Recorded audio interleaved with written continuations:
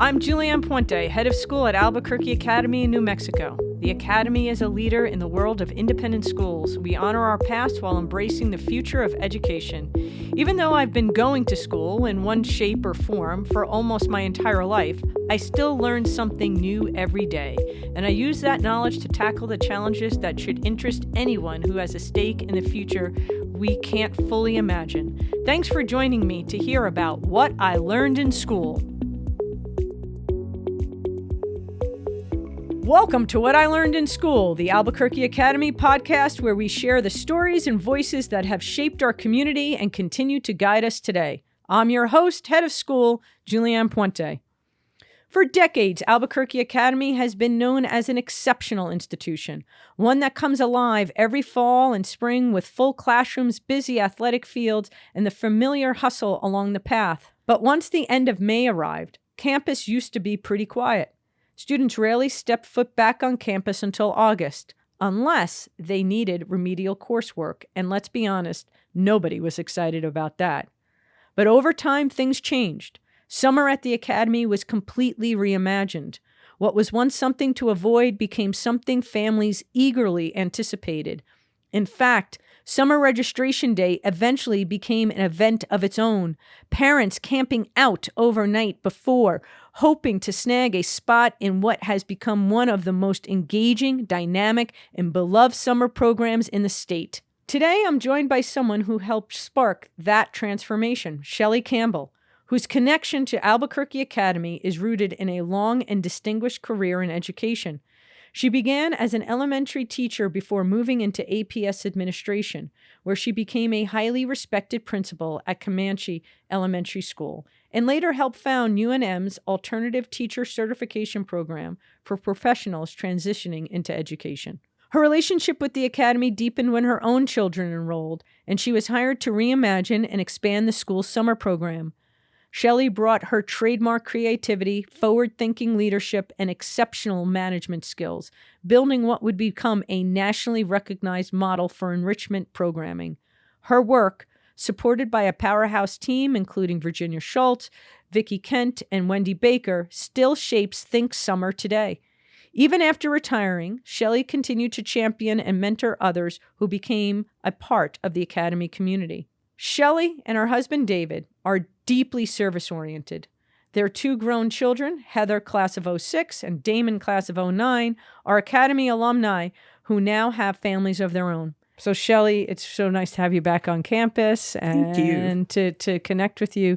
Think Summer is such a huge part of the Academy. I mean, there are anywhere between, I think at its height, we had about 2,000 campers that were here.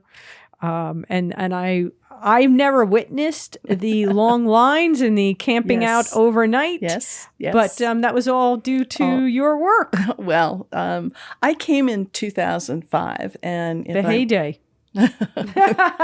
And I have to first clarify that I was the inheritor of a very robust program, very well-run program, thanks to Sue Senjon, who then went into development. And I inherited a dynamic staff. Virginia Schultz was the program director, and Jeannie West and Vicki Kent, and all familiar with Academy and the programs because they had worked here. But we had 2,200 my first year. Yeah.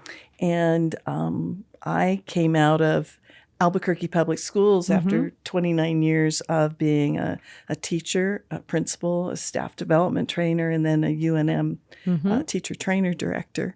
And this suddenly I realized I'm the superintendent of a small school district with 2,200 students. Right. So it was exciting. You know, that is a similar pattern.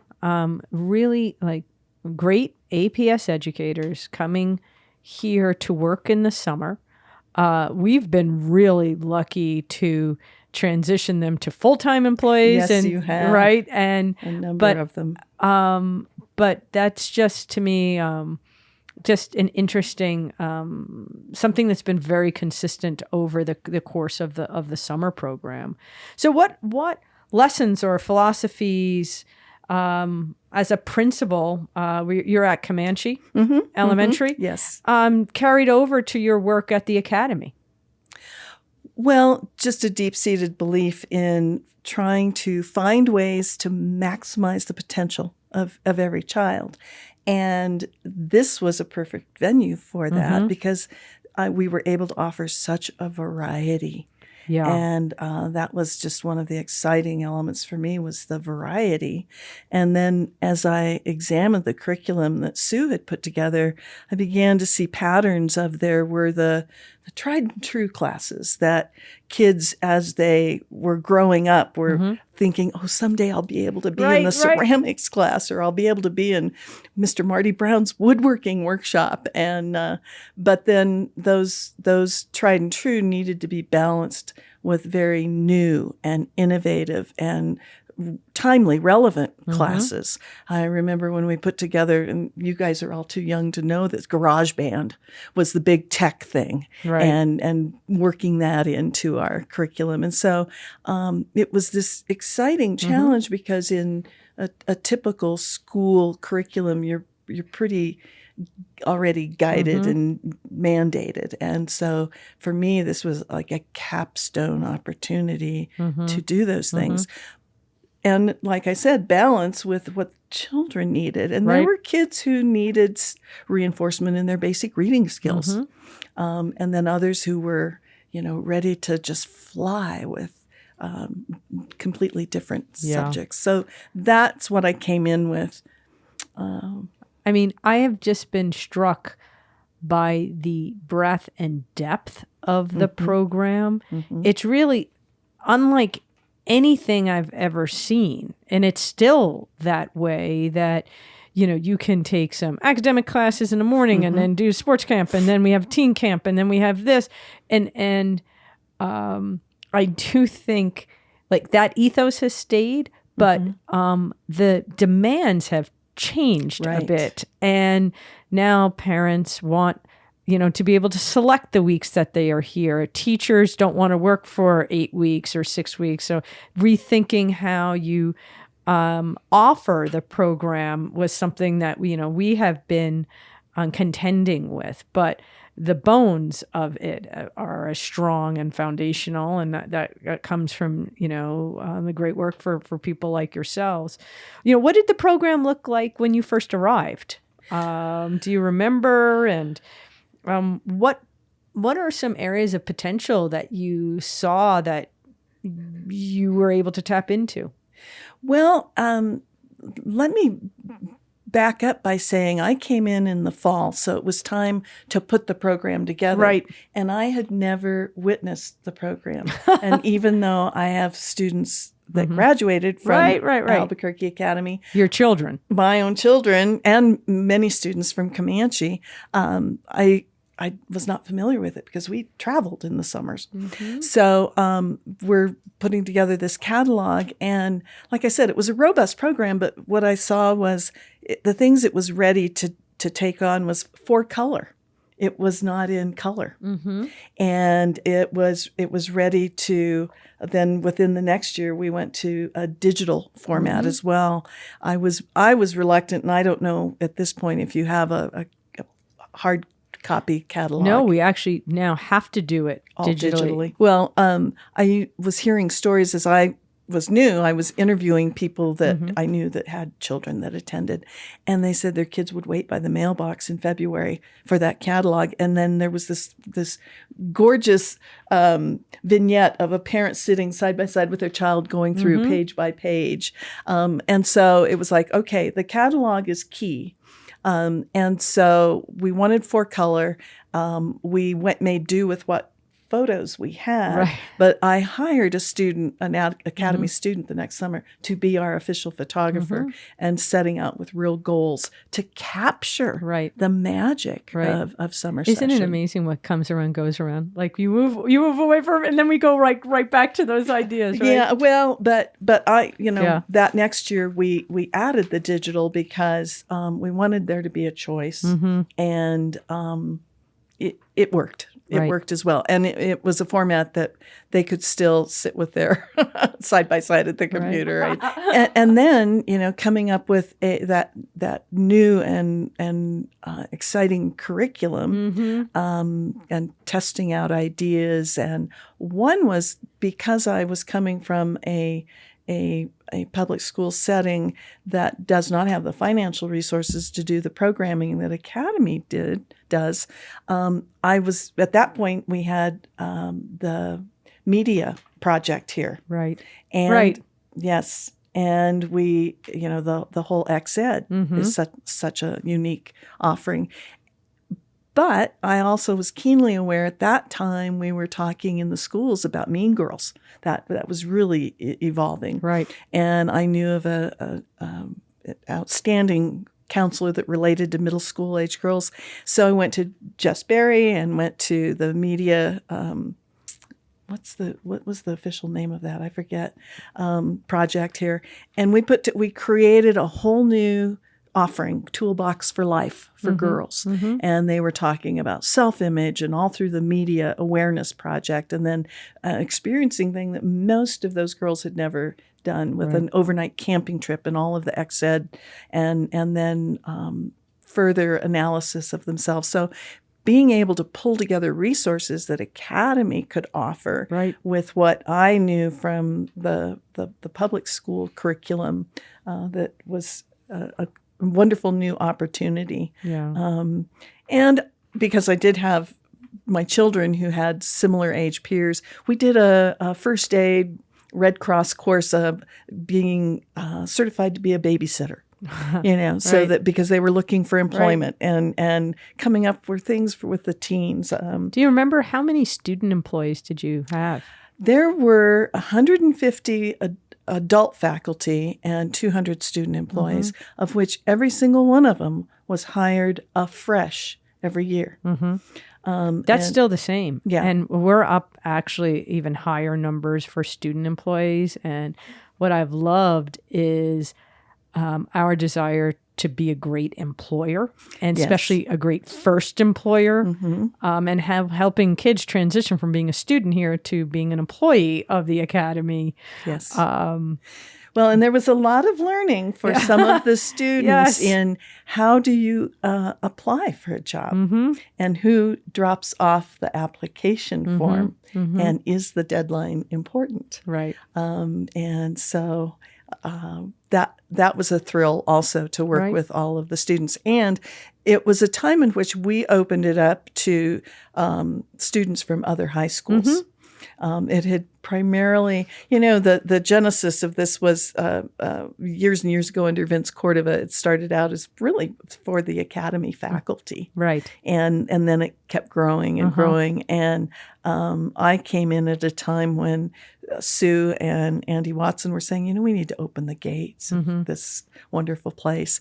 And so we were getting out to all of the schools and bringing in students from all over the city, of which one of the highlights for me was the Multicultural Summer Honors Program. Maybe talk a little bit about that. Now it's actually known as the Vincent Cordova Summer Scholars Program.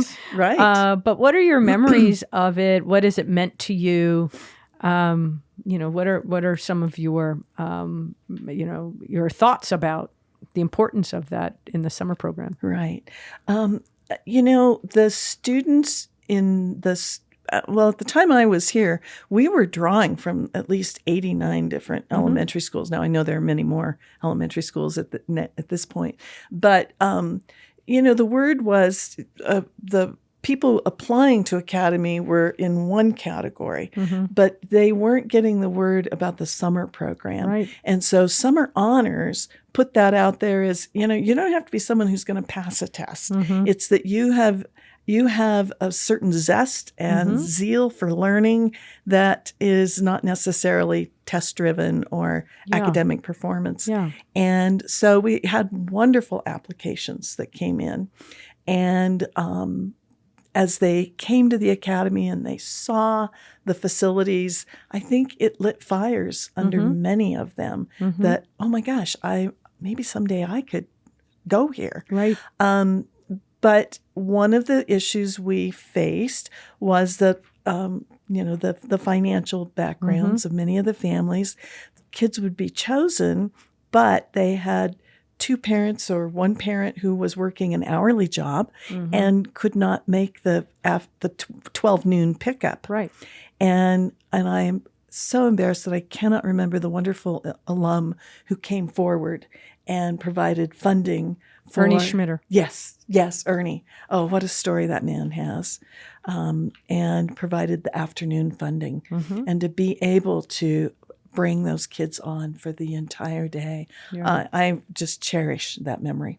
Yeah. Just cherish it. I did want to mention that when I came in with this robust staff program and excellent staff, they were suffering some PTSD because they had tried that previous summer their first ever online registration, which crashed within 2 minutes of opening it at midnight. Right.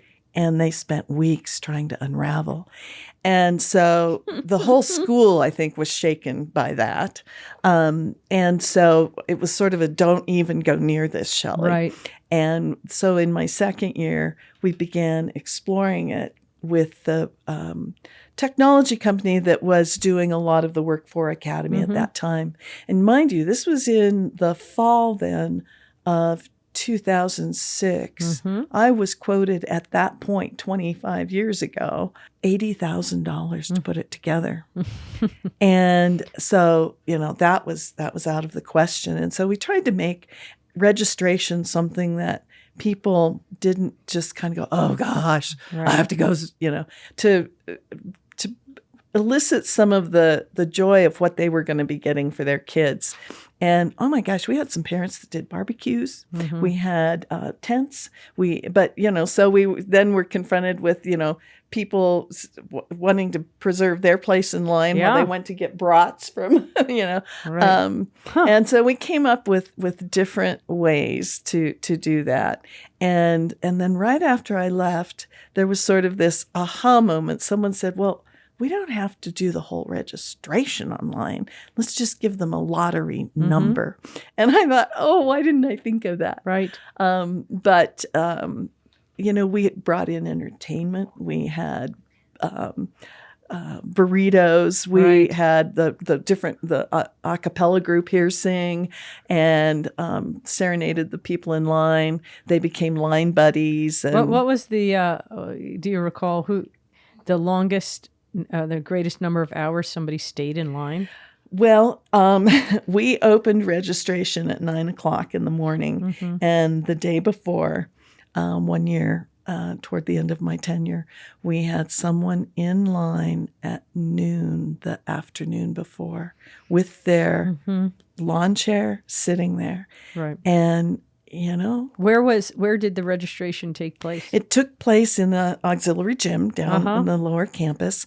And this person, our offices were outside the summer session or the gym, the pool. The pool. And that was where the line formed. And so where did it snake? Up the path or up? Where do you remember? Well, it snaked all the way back up toward the path. Yes. But then March 1st can be the first Saturday in March can be lovely and dicey. And so I always had someone on staff and we watched weather reports and we would bring them in and they'd snake them through the upper level of the pool and around and down the stairs and into the gym.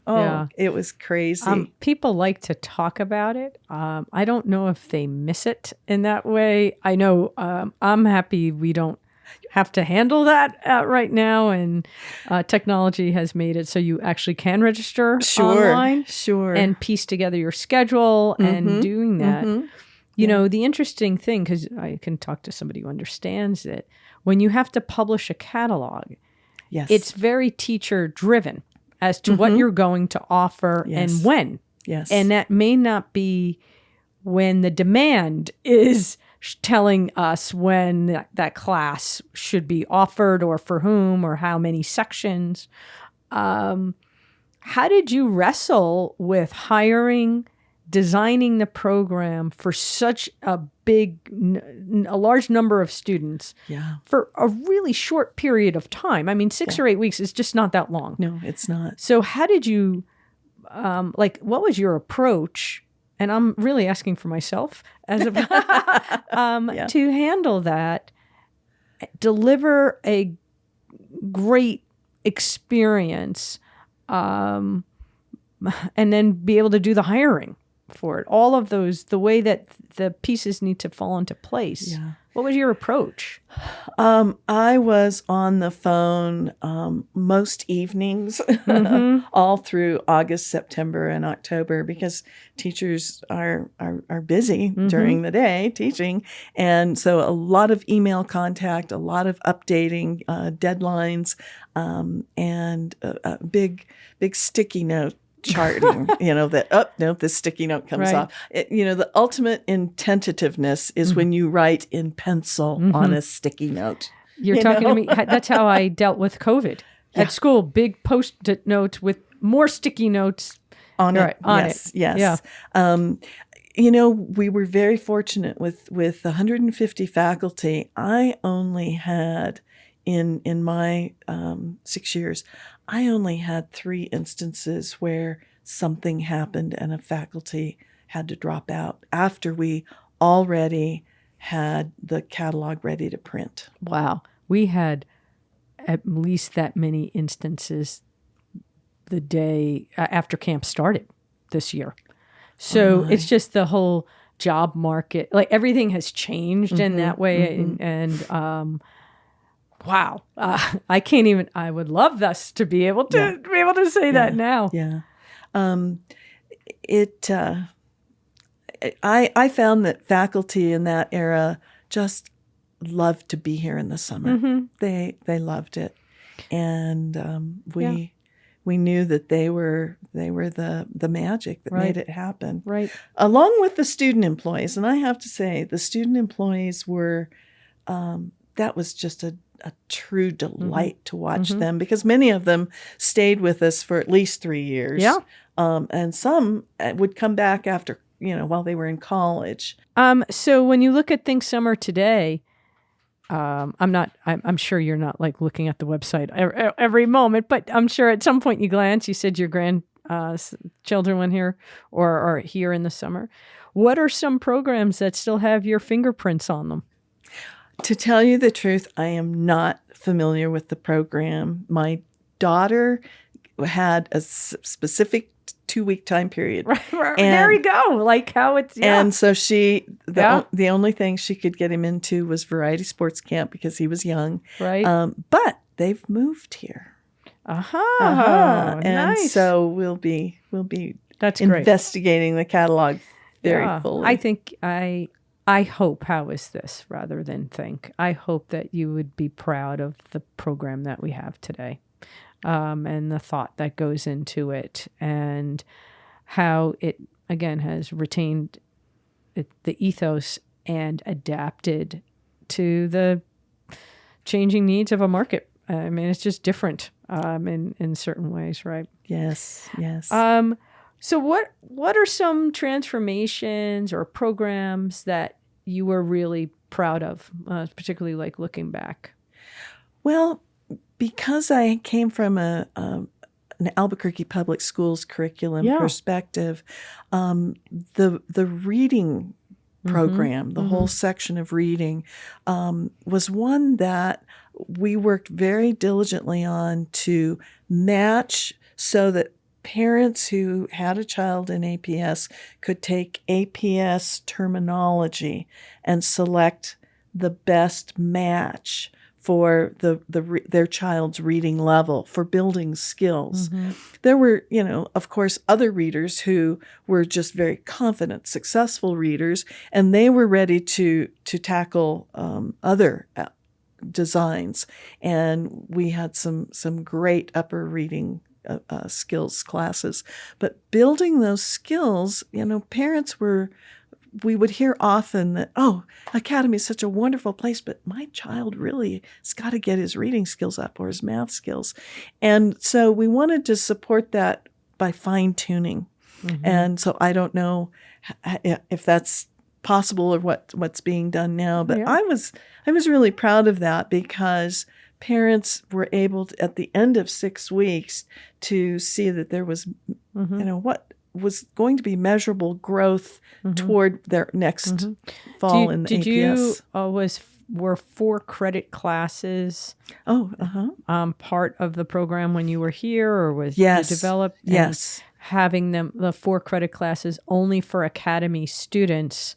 I mean, how did that? What were your recollection of that? The 4 credit classes were open to everyone, and I know that there from one high school there was a chemistry teacher that was not particularly popular, and so people the word was out, oh no, go to Academy in the summer. Right. You're going to really learn a lot, and you're going to have fun.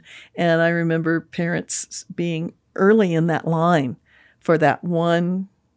Well, it was four credit 4-hour class, but yeah. Right. You have 2 children graduate here, right? Heather and Damon. Yes.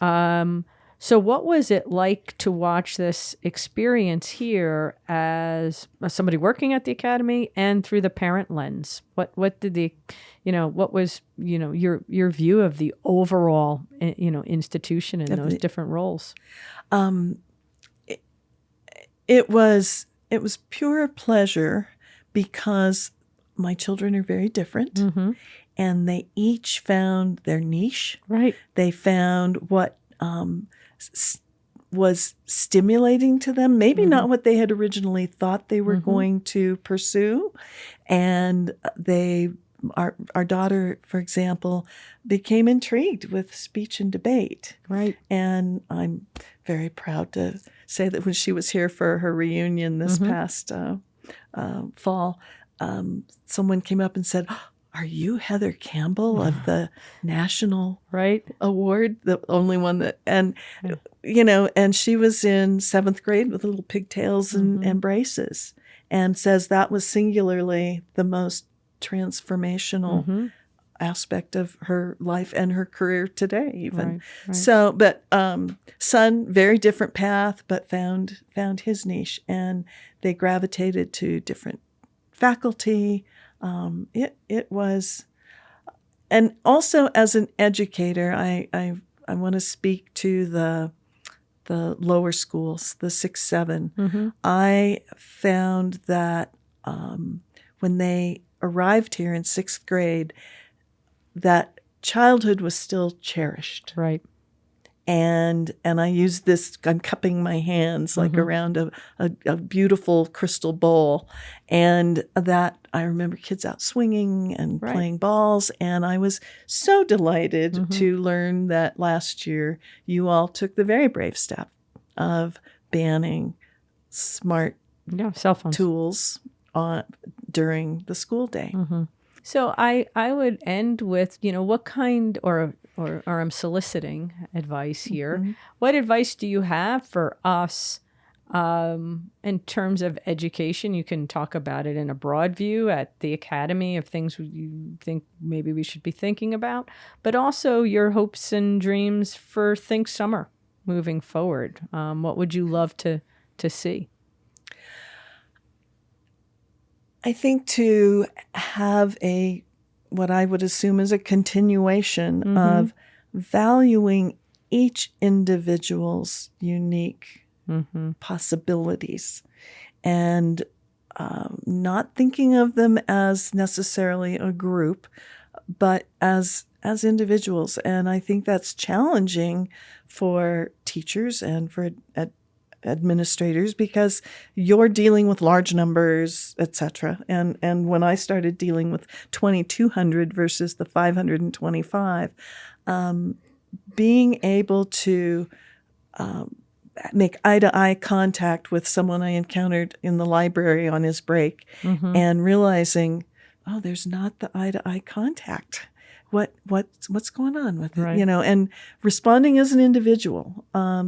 And seeking out the teacher. And anytime there's a moment that causes you to take a little pause with a youngster and say, okay, I need to look a little further, and not just be a group. Right. Because ultimately what we're doing is maximizing everyone's future potential. Well, I can't thank you enough. I always learn by having these conversations, and I am just so incredibly grateful to have learned from people who have really cut the path. And my hope as a head of school is just to continue the work and to have it flourish in different ways, but that it still holds that ethos that you were just talking about. So thank you. Well, thank you for the invitation to reminisce about what were 6 wonderful years in my career. Thank you. Really appreciated it. All right, it's time for our teacher feature when you get to meet one of our fantastic faculty members at the Academy. Today I have the honor of sitting down with Alex McLaughlin, class of 2019, and current faculty member in our visual arts department. Alex, welcome. Thank you for having me. I'm really excited. Yeah, so why don't we just start with a little bit about your Academy story? How did you find the Academy? What made you think to apply, or your family think to apply, and take us a little bit about through your academic journey here. Sure, yeah. So I'm a middle child. I have an older brother. I have a younger sister, all Academy grads. And it really wasn't on our family's radar until my brother sort of on a whim decided to apply here, Aiden McLaughlin. And what year did he graduate? He was 2018, so he was just a year older than me. And then he went, and then I think I was his buddy. That was like still a system that they had back then. And I came and was enamored by the bookstore fruit snacks. That was the selling point for me. And then started here in 6th grade and had a really great experience all the way through senior year. So you are an artist. How did you cultivate that talent here? Tell you a little bit about what kind of classes did you take? What did you learn about that process? And how did you apply it to college? Yeah, that's a great question. So I started back then they did visual arts and performing arts in 6th and 7th grade. And then you had to choose in 8th grade whether to go in the performing arts direction or the visual arts direction. No more. One of the great things. It's really exciting to see, those minds aren't separate. They're one and the same. But I went through 6th and 7th grade thinking that I was going to do performing arts. That was, I came in here playing clarinet and I thought that was what I was going to do. And then through 6th and through 7th grade art, I, fell in love with it. Miss Hirschgreen, who's still around, was really, really influential for me. And I started in 8th grade, took foundations in art, and then went into the drawing and painting program, which is not what I do anymore, but it was a really, really awesome program. It taught me how to, think visually, which is a big term that we like to throw around in the art department. Yeah. But I think it has a lot of nuance to it. I think it taught me to translate ideas and concepts that were, hard to put into words, into images, into ideas. And, took drawing and painting all the way through my senior year. And then going off to college, it was, kind of a shift. Yeah. I ended up getting really into photography, mostly because, to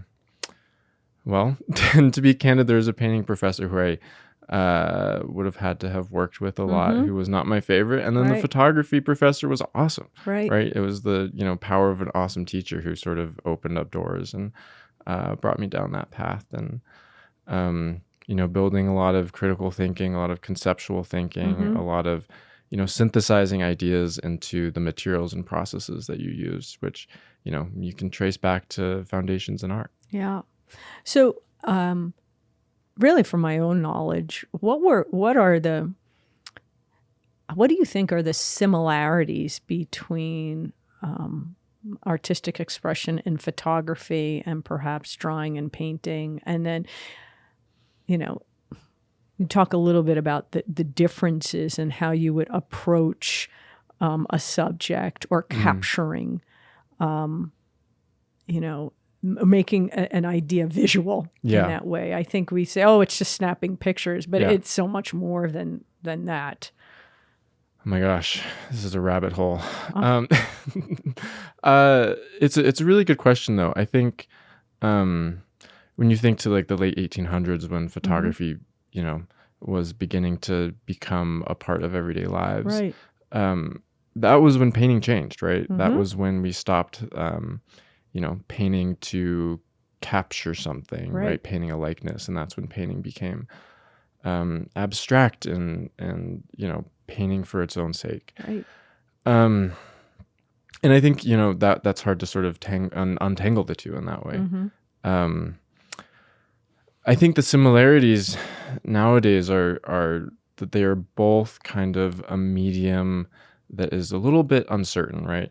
I think the thing that interests me about photography and why I, have spent years and years and plan to spend years more working with it is because it's such an uncertain medium.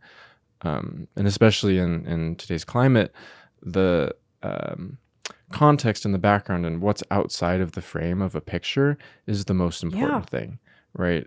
What you're able to talk about with, the photographer being just as important as the subject is really fascinating. And I think when we sort of apply that same lens to painting, it's not about what the painting is of, it's about the context. It's about, what this person was thinking of when they were painting it and how they're, translating their lived experience, what's inside them onto the canvas. And I think that's, a through line between photography and painting, but also sort of contemporary art in general.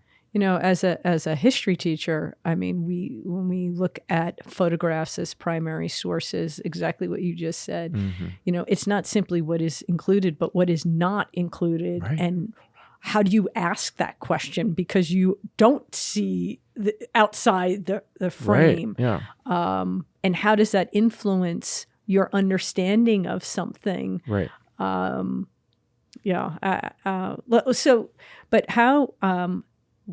how do you feel about, why don't you just tell us a little bit about what you love to photograph? Like what kinds of photographs do you like taking?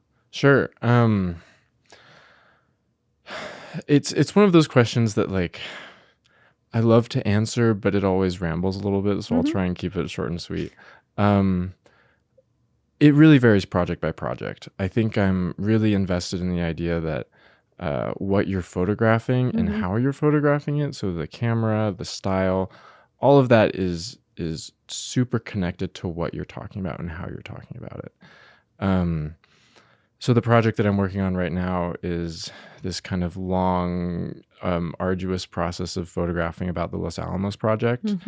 So it's, a history that is so involved in New Mexico. And what I'm interested in photographing is the folkloric lived side of it. So instead of the sites, the white sands, the bomb sites, I'm interested in photographing the people who are affected by it. So in that sense, what I'm photographing and how I'm photographing it kind of changes to lean into that a little bit more. Right. But yeah, that's kind of what's on my mind right now. How does the landscape of New Mexico become like a character or a subject in your photographs? Yeah. I mean, it's the backdrop to everything, right? It's, I think a lot of, especially when we live in New Mexico for a while, you kind of understand that this is a place that, throughout history has kind of been like, a little bit like methodically destroyed, right? It's got the Los Alamos project. It's got, droughts. It's got, displacement of native people, right? This is a place that's sort of violent. And I think when that sort of colors a subject like the Los Alamos project, it's hard to sort of reconcile the two. And I think, just from kind of the exploring that I've done and driving around and finding these weird little sites, there is a beauty in that. And I think it's, despite the landscape being so fraught with these, hardships, when you stumble across like somebody writing out UFO in big rocks, right? That's pretty awesome. Right. How do you capture color here because unless you live here, I don't know, as an outsider who's come in to make her home here, like the colors of New Mexico are vibrant in like tell a story in a way that I don't see in New York. Yes, there's color, there's this, but they are, it's so prevalent. The sky, the mountains, the sands, like how do you capture that? Or your approach to capturing that? That's also a great question. So a lot of my photography is black and white, which is something that I'm like, I should not be doing that here. Right. It's ridiculous for me to think that that's the best way to photograph in New Mexico. Because the colors are so vibrant and amazing. I mean, you know, one of the joys of my life is walking out in the 20 minutes before and after sunset and just like looking, right? That's pretty incredible.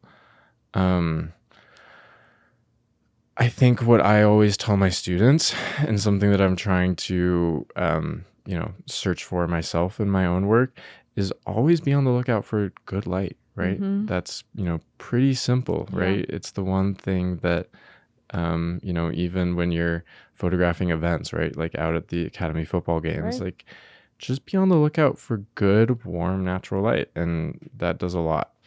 I think, one of my kind of interesting side projects that I'm working on right now is using Polaroid film in a pinhole camera, which is, you know, kind of a ridiculous process because Polaroid cameras are, you know, these kind of, for lack of a better word, like a toy. But if you like put the film in the back of a pinhole camera and shoot it up at the sky, in between those kind of 20-30 minutes when the lighting is really beautiful, you get these really kind of ephemeral color prints of just the sky, which is something that I've, you know, as I'm sort of searching for light in the world around me, that's what I'm doing. Well, from my non-trained, non-artistic eye, I think if you by shooting in black and white, you allow the audience to concentrate on a subject in a different way than if it were in color, because, I mean, it is, well, the light dances here in a way. I've traveled all over the world. It is different here. And those times before sunrise and sunset are magical. But it's magical all day.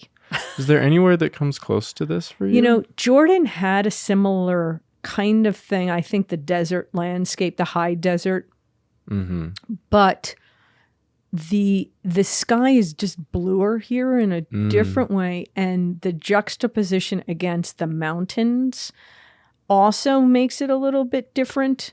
I found the land in Jordan to be like, yeah, you guys have been fighting over me a long time, and I'm gonna. It was weathered in a different way, and like, okay, like I'll be here well after. In New Mexico, there's a rawness that for me is different, and the browns are different for me. And so the other interesting thing is, like, when I go back to New York from either the Middle East or from New Mexico, I was always struck by the green. Like when you're landing, you know, like, especially in the summer, like, whoa, I forgot like how green the city is. Right. And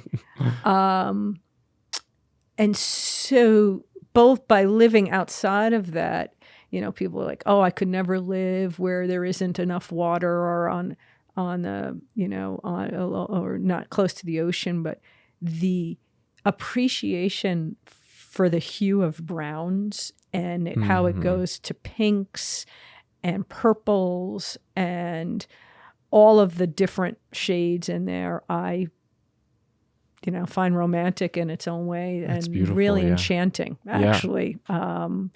So, yeah, I again, I've traveled pretty extensively, but I have found the sky here just different. Yeah. That's all. Different. Built different. Yeah. So about your teaching, how has it been like to come back to the academy to get to know your alma mater as a place of work, and working with kids. Yeah. It's been amazing, I think, in a word. I think it's been, as difficult as any transition could be, just to get up to speed and to sort of feel like I'm doing the best for my kids that I could be doing. But I mean, anybody who set foot on campus here knows that the people around you are nothing if not supportive. And I've found that in, both as a student and now as a teacher. Like, I'm continuing to learn from these amazing educators who I was being taught by in 6th grade, right? They're still around me and they're teaching me as a teacher, which I think has been really beautiful. How do you think the teaching of art or visual arts, let me put it that way, has changed, even from especially in the last decade or two? And where do you see it moving in the future, in terms of the use of technology or AI or whatever? But from our iPhones and other things that have changed that, how do you see it changing and the approach to teaching it? It's an interesting question. I think as artists, we like to think of ourselves as an island, right? Something that's not affected by all of the hubbub outside, because we do it because we love it and because, the integrity is what matters. But I think that's probably a little bit naive. And I think that the way that teaching has changed in the art department, and I think in the broader world, is that, and it's been said time and time again, but we're trying to learn how to use these technologies as thoughtful parts of ourselves, right? They're not independent ideas. They're things that we, fold into how we feel. So I think in kind of the day-to-day, what that looks like for me is, teaching things like how to generate ideas in a sketchbook, as well as in, Photoshop, as well as in ChatGPT sometimes, right? These, ideas and tools are, all part of the toolkit. And I think that has sort of, necessarily changed how we approach the curriculum and how, we come up with ideas, frankly. Right. So how has the Academy, you feel similar and different from when you were a student here till today? Yeah. It's an interesting question. I think it's one that I've been asked a lot, I think, by colleagues, friends, people I went to school with, and I'm like, it's two entirely different experiences. I don't think I was conscious of my surroundings when I was 16, or in a similar way. Like, I think coming to the Academy every day and having my priorities be so much more, so much different now. It feels different for me. I think when I look at the school as a whole, what's really different and what's changed, I think, is I think just the feeling in the student body that the Academy is more, you can personalize your experience. And I think I see that a lot in, students who are taking 2 or 3 art classes, right? Students who appreciate the cross-disciplinary learning that is now something that they're encouraged to do. Well, that's affirming for me to hear, because I wanted more voice and choice for students here. And by removing certain graduation requirements and allowing multiple paths for that, it enabled kids to make choices about what they want to study. And the Academy is also large enough that you can have depth and breadth. Like, if we were a smaller school, you just can't offer that many courses. So, you can have a kid who's really into the sciences and taking the fly lab and all of the things, but there's now space in their schedule to continue with the, music or language or the visual arts, where if you really looked at the transcripts and what the seniors had even 7 years ago, they were pretty much the same because you just couldn't fit anything. Yes. Yeah. And now with the semester electives and other kinds of classes that we have, and it's really great when you ask a senior or junior, hey, what are you taking? And it's completely different. Totally different. Right. I love it. Totally different. I love it. Yeah. It feels more like what a, college prep schools should feel like, right? It's letting them be students. Yep. So what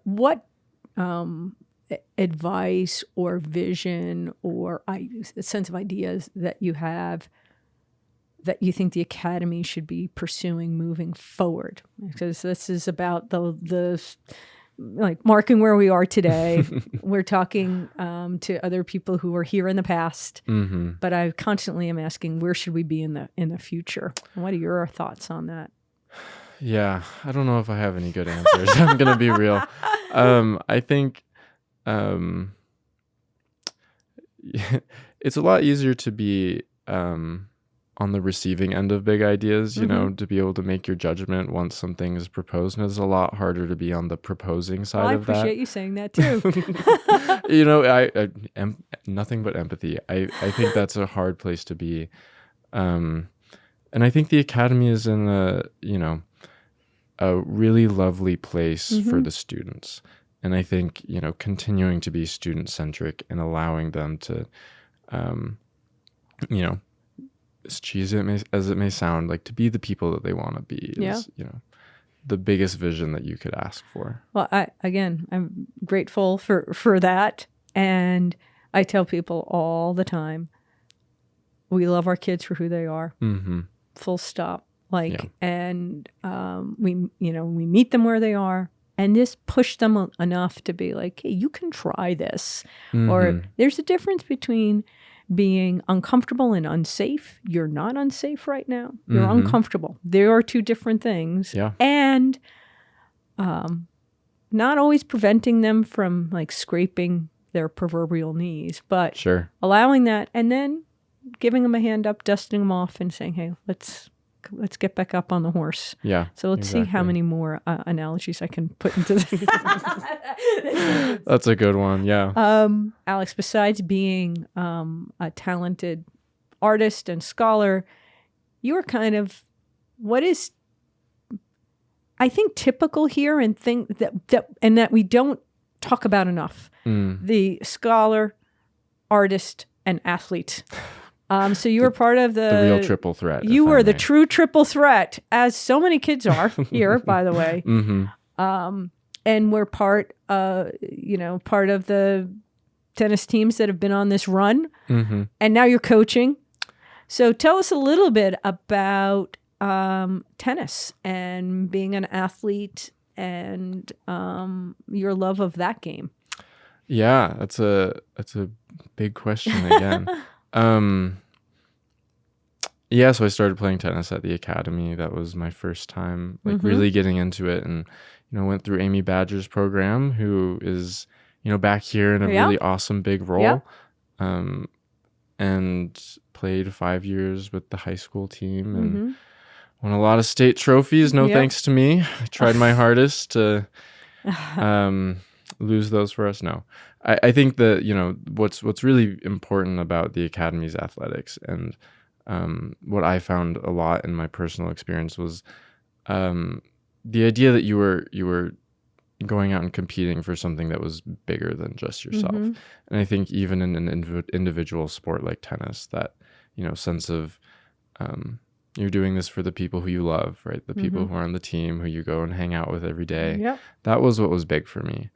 And I think coming back, I left Academy and didn't pick up a tennis racket for a while. It was because it wasn't tied to that right. part of my life anymore, the social aspect, the loving to see these people every day. And I picked it back up when I moved back to Albuquerque. It was a great way for me to find a community, for me to meet people. And, coaching now at the academy, I am finding that it's just fun. I don't know how to say it other than that, right? Like going out and my little 9th and 10th grade boys on the JV team are a hoot and a half to play with every day. Right. And I just love it. And my hope is that we're sort of fostering and continuing this idea that you're playing for your team, right? If you're not enjoying yourself every single day, then the sports aren't doing their job. What do you think of the new courts? Beautiful. Are you kidding me? They're amazing. I know. If anybody needs a court time, go talk with Amy Badger. That's right. Okay, this is a little part of our show we like to call Lightning Round. Okay, you ready? Goodness, I'm ready. Red or green? Green. Jeopardy or Wheel of Fortune? Jeopardy. Doc Field shout out. I love it. I think I know the answer to this question, but color or black and white? Black and white. Mountains or beach? Mountains. Yeah. And what's your favorite spot on campus? Oh, okay. The Ornos behind the 7th grade building. Huh. Yeah. Why? It's awesome out there. I love I don't know what they call it, the fall festival down in the 6th and 7th grade when they have those going. It's the best thing ever. I love it. Nice. Well, Alex, thank you so much. You're as kind, thoughtful, and considerate as I knew you would be. And I consider myself really fortunate to get to work with you every day. Thank you. Thank you. I appreciate it.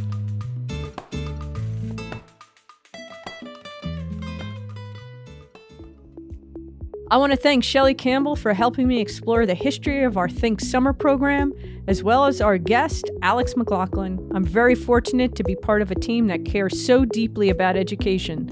Go Chargers! Thanks for listening to What I Learned in School to learn a little bit about Albuquerque Academy. Send us your comments and questions to headofschool@aa.edu. You can listen to all of our episodes on our website at aa.edu and wherever you get your podcasts.